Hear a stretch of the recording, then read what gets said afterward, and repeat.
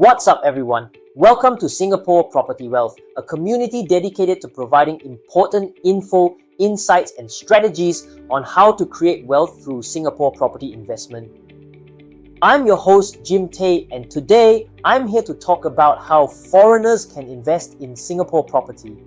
If you're a foreigner looking to profit from Singapore's thriving property market, you may be confused by the many rules and regulations involved in the process. So the key question is, what type of Singapore properties are you eligible to invest in? Here's a quick checklist to help you make your Singapore property investment decision. One quick note before I go into further detail. Due to the nature of the industry, these rules are subject to change within short notice.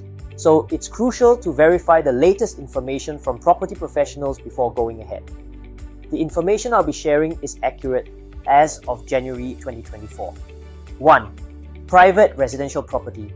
Foreigners are generally allowed to purchase condominiums and apartments in buildings without the need for approval from the Singapore Land Authority.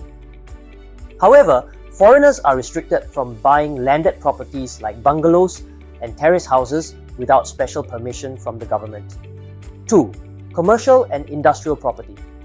Foreign individuals and companies can purchase commercial and industrial properties in Singapore without major restrictions. 3. Executive condominiums. ECCs are a type of housing in Singapore that is a hybrid between public and private housing. Foreigners are not eligible to buy ECs during the initial launch period. After a certain period, usually 10 years, ECs are considered private properties and foreigners can buy them freely. 4. Public housing. Foreigners are generally not allowed to buy public housing, known as HDB flats unless they are permanent residents or if they're buying together with a Singaporean spouse. In summary, other than HDB flats, ECs, and landed properties, foreigners are able to invest in Singapore property with minimal restrictions. Do note that stamp duty, essentially a tax on property transactions, applies on your investment. The amount of payable stamp duty will depend on several factors like your residential status, the type of property, and the total sum you'll be paying for your property. To get a detailed calculation regarding the fees involved, feel free to contact me from any one of my social accounts. Click my bio and you'll find the relevant links. Moving on, now that we've covered the Singapore properties you're eligible to invest in, what about the best type of Singapore property for you? This decision should be based on various factors, including investment goals, budget, and risk tolerance. Here are some considerations for different types of properties. 1. Condominiums and apartments.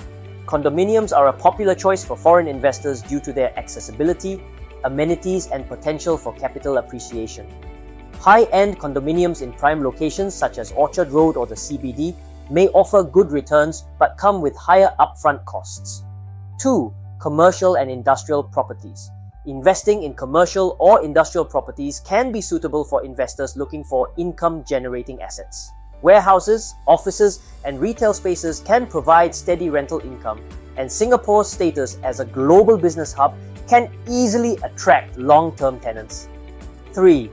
Hotel rooms or serviced apartments.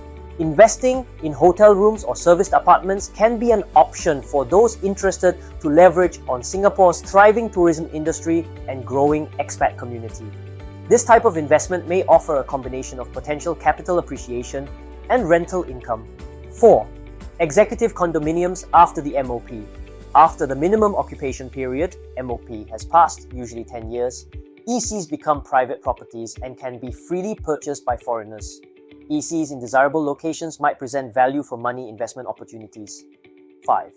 Real estate investment trusts. For those who prefer a more diversified and liquid approach, investing in Singapore-listed REITs is an option. REITs provide exposure to various real estate sectors, and dividends from REITs can be attractive to investors. So, which type of Singapore property is the best fit for your portfolio? I hope that this checklist gave you more insights into your investment eligibility and preferences. That being said, there's a lot more to investing in Singapore property, which is not possible to be covered here. That's because property investment has to be customized specifically for your current situation, financial power, and future objectives. To gain a Singapore investment strategy tailor-made for you and you alone, let me help. If you're watching on YouTube, click the description below to contact me via my socials. For those on Spotify or Apple Podcast, navigate to my bio for my contact info. If you want more educational Singapore property content like this, do give us a like and follow. New episodes are released weekly, so stay tuned for plenty of exciting content coming your way. My name is Jim Tay, and I'll see you next week on the next episode of Singapore Property Wealth.